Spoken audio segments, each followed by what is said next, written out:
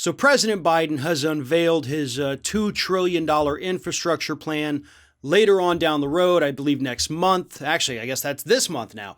We're going to get another $2 trillion plan for healthcare and other parts of that. But the first big part is the actual infrastructure, where we're talking about roads and bridges and revamping the nation's energy grid and trying to switch to renewable energy, and $2 trillion for that. Yes, it falls way short of what we need it to be, but I think that's a conversation for another day. Here's the kicker. This plan is paid for by raising taxes on corporations here in the United States. Pretty straightforward, right? They use our infrastructure. They benefit from it more than anyone else. So pay up, start paying your taxes. I mean, I don't even see why this is a controversial view. That if you benefit the most from our infrastructure, you should have to pay a little more to keep it updated. You know, we had all those so-called infrastructure weeks from the Trump White House, but they only used those to kind of distract us from whatever scandal of the day was happening with the administration. And here we have a real chance to help rebuild the nation's crumbling infrastructure. And Republicans are suddenly against it because, we gotta have corporations pay a little bit of money here. The money that they owe the federal government, by the way.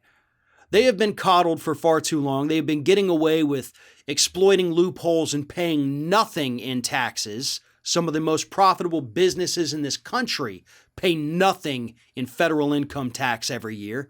And in fact, some of them actually still get subsidies back, so they actually make money from the government every year. And Republicans are still pissed off that we want to end that. One of the people is former Vice President Mike Pence, who has teamed up with one of his former top aides, Mark Short, to create a group called Coalition to Protect American Workers. And they're going to be running ads attacking this infrastructure plan, claiming that raising taxes on corporations, oh my God, that's going to kill jobs. How is it going to kill jobs? Well, they don't really know because it doesn't really do that.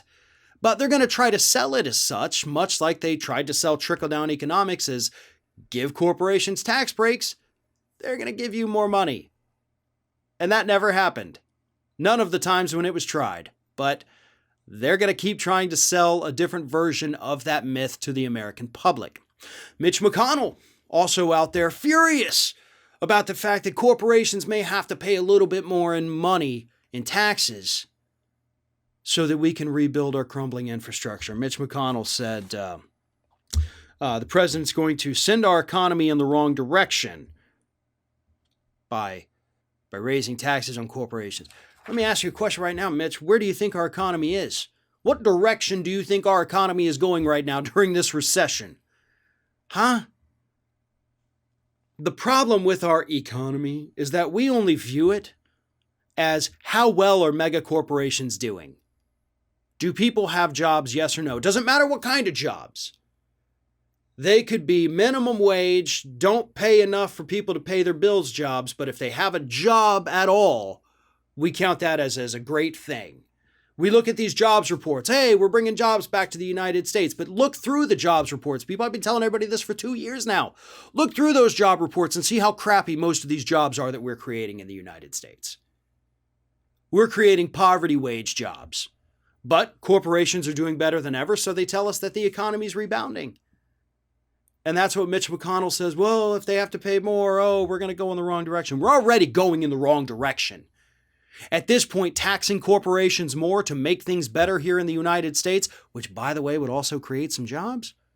I mean, if we have to repair roads and bridges and railways and, run all this high-speed broadband out to rural America, revamp our nation's energy grid, do you know what that takes?